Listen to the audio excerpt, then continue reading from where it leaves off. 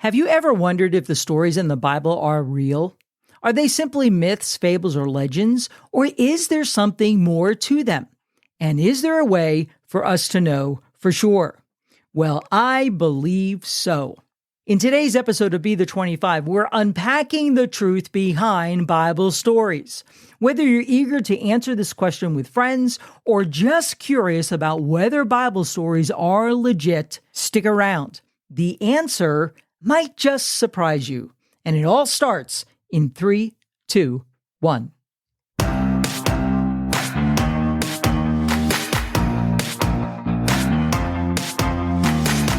Welcome to Be the 25 podcast, the place where teens and young adults come to explore how to live the Christian life in a non-Christian world. I'm your host, Dr. Sharon O'Hara. Come join us and get your faith ready for the journey ahead.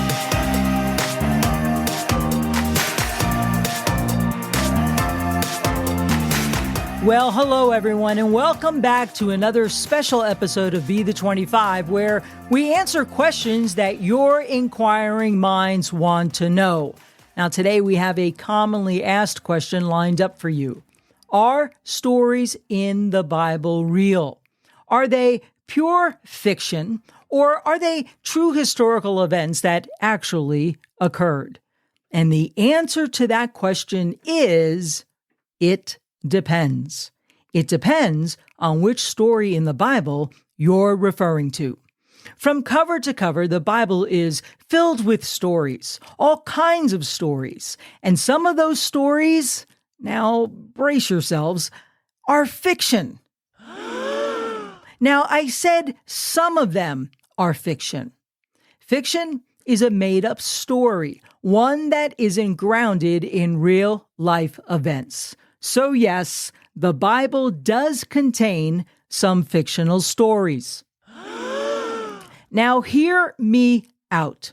Here's an example of a fictional story in the Old Testament. In 2 Samuel chapter 12, the prophet Nathan tells King David a fictional story. David had had an affair with Bathsheba and had her husband Uriah killed after he found out that Bathsheba was pregnant. So Nathan the prophet told David a story about a rich man who took a poor man's only lamb so he could prepare a meal for a traveler. This rich man had many sheep and could have chosen one of his own, but he took the poor man's lamb instead. And when King David heard this, he was enraged by the story, declaring that the man who did this deserves to die and must pay back the lamb 4 times over. And that's when Nathan tells David, "You're the man." Nathan told a fictional story to confront David about his sin and to illustrate the gravity of what he had done. So this is a fictional story that's in the Bible. And it's not the only one. Didn't Jesus himself speak in parables? A parable is a fictional story with a lesson to it. Here's an example. In Luke 15, tax collectors and other notorious sinners often came to listen to Jesus teach. This made the Pharisees and teachers of religious law complain that he was associating with such sinful people, even eating with them. So Jesus told them this story. If a man has 100 sheep and one of them gets lost, what will he do? Won't he leave the 99 others in the wilderness and go search for the one that is lost until he finds it? And when he has found it, he will joyfully carry it home on his shoulders. And when he arrives, he will call together his friends and neighbors, saying, "Rejoice with me, because I have found my lost sheep." In the same way, there is more joy in heaven over one lost sinner who repents and returns to God than over 99 others who are righteous and haven't strayed away. Jesus tells a simple fictional story to illustrate an important lesson, that God cares deeply for each person, especially those who are lost or who have strayed away from him. It was a fictional story conveying a truth. And there are plenty of other examples of fictional stories in both the Old and New Testaments. And their purpose is to convey truth, just like literal historical events in the Bible. So to say there's absolutely no fiction in the Bible whatsoever wouldn't be true at all. Fiction is part of the mix. So if an unbeliever says to you, all those stories in the Bible are fiction, you know what? You can agree with them up to a point, that there are some stories in the Bible that do contain fiction. But it depends on which specific story in the Bible they're referring to.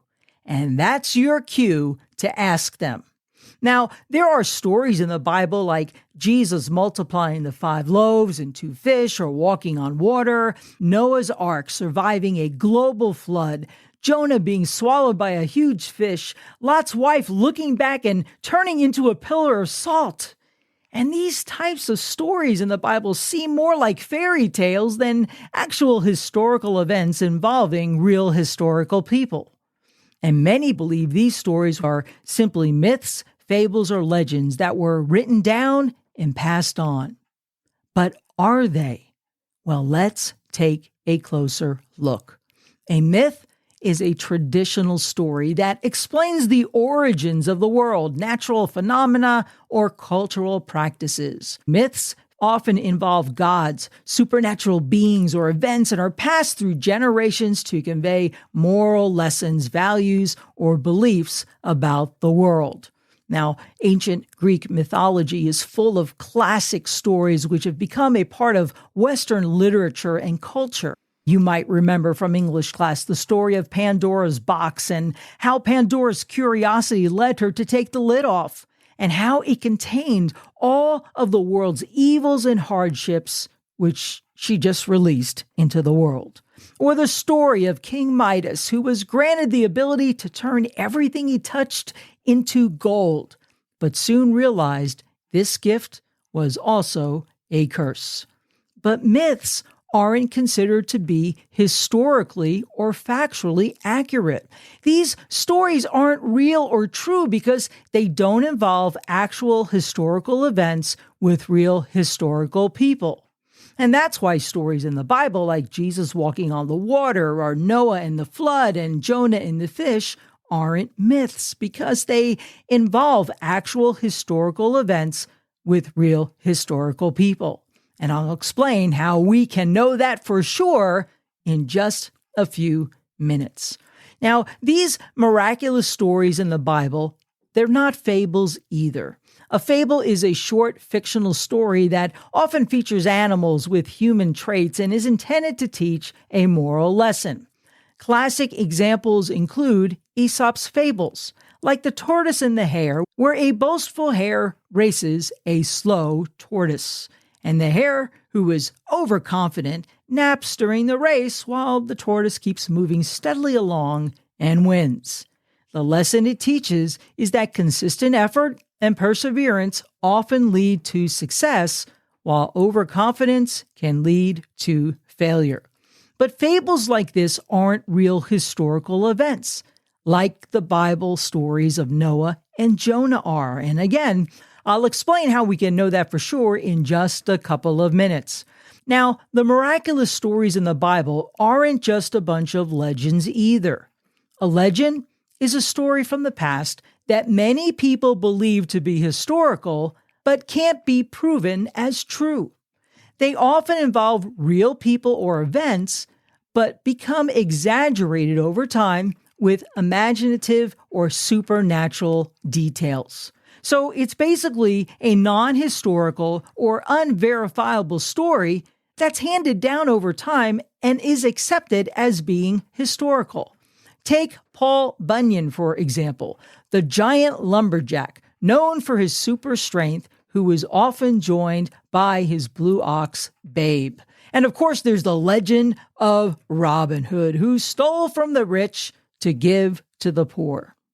Now, researchers have found that it takes at least 2 generations, which is about 80 years or more, for a legend to develop, because all the eyewitnesses must be dead, along with their children and everyone they knew, or else those people could challenge an invented story and set the record straight. So how do the miraculous stories about Jesus in the New Testament hold up? Well, many people think the New Testament was written hundreds of years after Jesus died and resurrected. But that's simply not true. Most of the New Testament was written within a few decades after Jesus died, resurrected, and ascended. Here are the dates. Jesus died and resurrected in 33 AD. The Gospel of Matthew was written around 60 to 65 AD. The Gospel of Mark was written between 55 to 65 AD. The Gospel of Luke was written between 50 to 62 AD. And the Gospel of John was written somewhere between 80 to 90 AD. The entire New Testament was written within the first century. This short time frame makes it highly unlikely for myths or legends about Jesus and his miracles to develop. Why, there simply wouldn't have been enough time for such stories to take root. Remember, experts say it takes 80 years or more for a legend to develop. Now, many written stories about Jesus were circulating in the first century. There was a great interest in Jesus, and various people wrote their own accounts. Luke, the physician, tells us about this. In Luke 1:1-4, he wrote, "Many people have set out to write accounts about the events that have been fulfilled among us. They used the eyewitness reports circulating among us from the early disciples. Having carefully investigated everything from the beginning, I have also decided to write an accurate account for you, most honorable Theophilus, so that you can be certain of the truth of everything you were taught." Because all kinds of stories about Jesus began to circulate, Luke thoroughly investigated and wrote his account to provide a reliable and accurate record of Jesus' life, miracles, and teachings, ensuring that Theophilus and all of us could be certain of the truth of what we've been taught. The entire New Testament was written by eyewitnesses of Jesus or close associates of those eyewitnesses who recorded what they saw and what Jesus said. The miracles Jesus performed, as written by these eyewitnesses or their close associates, prove who Jesus really is, God in the flesh. So we can trust those stories are true. Now, what about the stories in the Old Testament?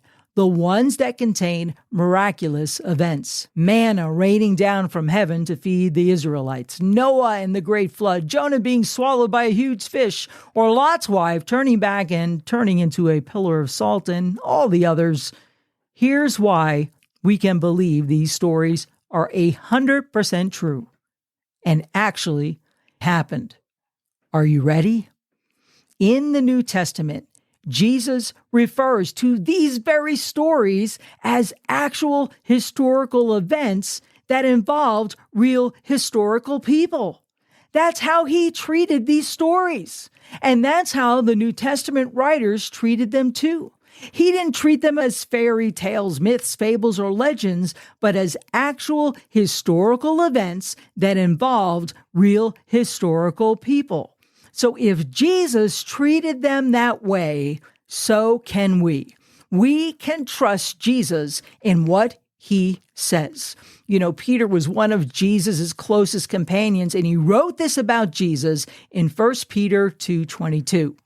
He committed no sin, and no deceit was found in his mouth. Jesus never lied or deceived anyone. And Hebrews 6:18 informs us it is impossible for God to lie. So we can trust what Jesus says. I believe manna bread miraculously rained down from the sky to feed the Israelites in the wilderness because Jesus confirmed its historical reality. Now, the event is recorded in Exodus chapter 16. And in John 6:48-49, Jesus referred to it as recorded by the disciple John. This is what he said: "I am the bread of life. Your ancestors ate the manna in the wilderness, yet they died. But here is the bread that comes down from heaven, which anyone may eat and not die. Jesus speaks about the Old Testament event of manna coming down from heaven as a real historical event that actually happened. And he spoke of their ancestors as real historical people. I believe the story of Noah and the great flood actually took place. You can find this account in Genesis chapter 6 through 9.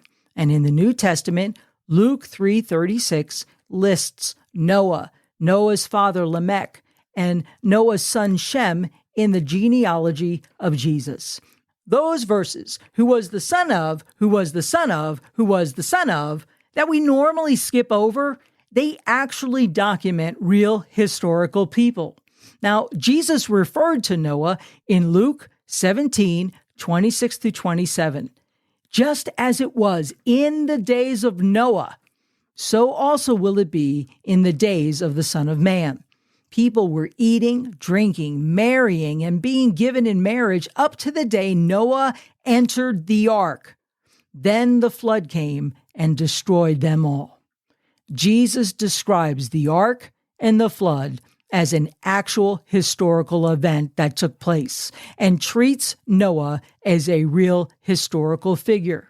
I believe it happened because Jesus said it did. Now look what Jesus said about Jonah. The story of Jonah is found in the Old Testament book of Jonah, and Matthew records what Jesus said about it in Matthew 12:39 to 41. Then some of the Pharisees and teachers of the law said to him, "Teacher, we want to see a sign from you." He answered, "A wicked and adulterous generation asks for a sign, but none shall be given except the sign of the prophet Jonah. For as Jonah," listen to what Jesus says here, "for as Jonah was 3 days and 3 nights in the belly of a huge fish, so the Son of Man will be 3 days and 3 nights in the heart of the earth. The men of Nineveh will stand up at the judgment with this generation and condemn it, for they repented at the preaching of Jonah, and now something greater than Jonah is here." What is Jesus doing here? He refers to Jonah and the men of Nineveh as real historical figures and describes Jonah's time in the belly of a huge fish and the Ninevites' repentance as real historical events that actually took place. Now, Jesus also refers to the story of Lot, Lot's wife, and the destruction of Sodom. According to the Old Testament account in Genesis 19, Sodom and Gomorrah were wicked cities and were destroyed by burning sulfur. As Lot and his family fled from Sodom, Lot's wife looked back after being told not to and was turned into a pillar of salt. And in Luke 17:28 to 32, Jesus said, "It was the same in the days of Lot. People were eating and drinking, buying and selling, planting and building. But the day Lot left Sodom, fire and sulfur rained down from heaven and destroyed them all. And it will be just like this on the day the Son of Man is revealed. On that day, no one who was on the housetop with possessions inside should go down to get them. Likewise, no one in the field should go back for anything. Remember Lot's wife." Again, Jesus treats this as an actual historical event involving real historical people. If we truly believe Jesus is God, and he is, and we truly believe he doesn't lie, and he doesn't, we can trust what Jesus says. We have other evidence that we consider about this too, you know. First-century historian Josephus confirms this biblical event by writing that with the disappearance of Sodom, the valley has become a lake, referring to the Dead Sea. Archaeological evidence also supports this. For years, biblical scholars believed that Sodom and Gomorrah lay beneath the Dead Sea. And recent archaeological discoveries by Dr. Steve Collins at the Tel El Haman excavation project found promising support for the location of Sodom. Pottery and archaeological design confirm that the site dates back to the correct time period, the middle of the Bronze Age. Evidence consistent with extreme heat, blast pressures, and such were found in artifacts at the site. The area also exhibits unusually high concentrations of salt. The location possesses the right artifacts that reflect obvious, catastrophic high heat indicators. Mud brick superstructures were blown off their foundations. There's massive destruction, layers of ash and debris caused by fire that features pottery melted at temperatures exceeding 2,000 degrees Fahrenheit, which is about the same temperature as volcanic magma. Charred human remains were also found. The region is full of combustible material. Matter of fact, ancient writings spoke of the existence as asphalt seepages and boiling waters emitted foul odors. Some believe the site was obliterated by a meteor strike. Another theory is that a great earthquake, accompanied perhaps by a lightning strike, could have set the entire region up in a blaze. In the explosion of all that combustible material, burning sulfur and fire would have indeed rained down from heaven. While we don't know exactly how it happened, it did happen, and there are a couple of possibilities right there. But ultimately, I believe the greatest evidence that shows this is a real historical event comes from Jesus himself. Again, if we truly believe Jesus is God, and he is, and if we truly believe he doesn't lie, and he doesn't, we can trust what Jesus says. And he treated it as a historical reality. And so do the New Testament writers who wrote their books in the first century. The Apostle Peter also treated the stories of Noah and Lot as real in 2 Peter 2. And you can read that for yourself. And Jude, who was the half-brother of Jesus, wrote this in Jude 1:7.